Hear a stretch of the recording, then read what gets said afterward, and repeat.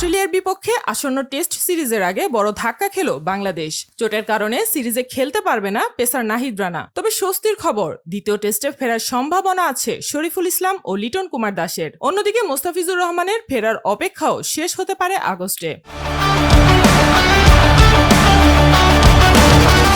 চোটের কারণে আসন্ন সিরিজে খেলতে পারবে না পেসার নাহিদ রানা। গত 17 জুলাই ম্যাচ চলাকালে বাঁ পায়ের পেশিতে চোট পান এই পেসার। পরবর্তী পরীক্ষায় ধরা পড়ে গ্রেড 2 সাইড স্ট্রেইন। পুরোপুরি সুস্থ হয়ে মাঠে ফিরতে নাহিদের 6 থেকে 8 সপ্তাহ সময় লাগতে পারে। তবে নাহিদের অনুপস্থিতির মাঝেই কিছুটা স্বস্তির খবর শরীফুল ইসলামকে নিয়ে। গ্রেড 1 হ্যামস্ট্রিং চোট থেকে পুনর্বাসন প্রক্রিয়ায় ভালোভাবেই এগুচ্ছেন বাঁহাতি এই পেসার। আগামী 29 জুলাই থেকে বোলিং শুরু করার কথা রয়েছে তার। আগামী 12 আগস্টের দিকে হবে ফিটনেস পরীক্ষা। সবকিছু ঠিকঠাক থাকলে অস্ট্রেলিয়ার বিপক্ষে দ্বিতীয় টেস্টে দলে ফেরার সুযোগ রয়েছে শরীফুলের।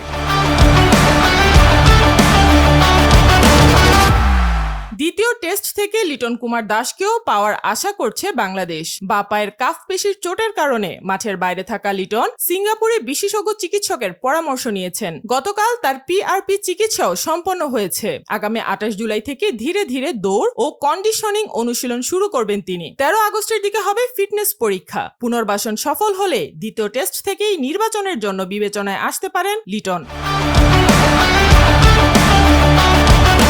এদিকে তানজিম হাসান সাকিবের মাঠে ফিরতে আরো অপেক্ষা করতে হবে। চোটের পুনর্বাসন চালিয়ে যাচ্ছেন ডানহাতি এই পেসার। বিদেশি বিশেষজ্ঞের পরামর্শ অনুযায়ী আরো 8 থেকে 10 সপ্তাহ পর হবে পরবর্তী স্ক্যান। হাড়ের জোড়া লাগার অগ্রগতির উপর নির্ভর করবে তার মাঠে ফেরার সময়। আপাতত বছরের শেষ দিকে সাকিবের ফেরার সম্ভাবনা রয়েছে।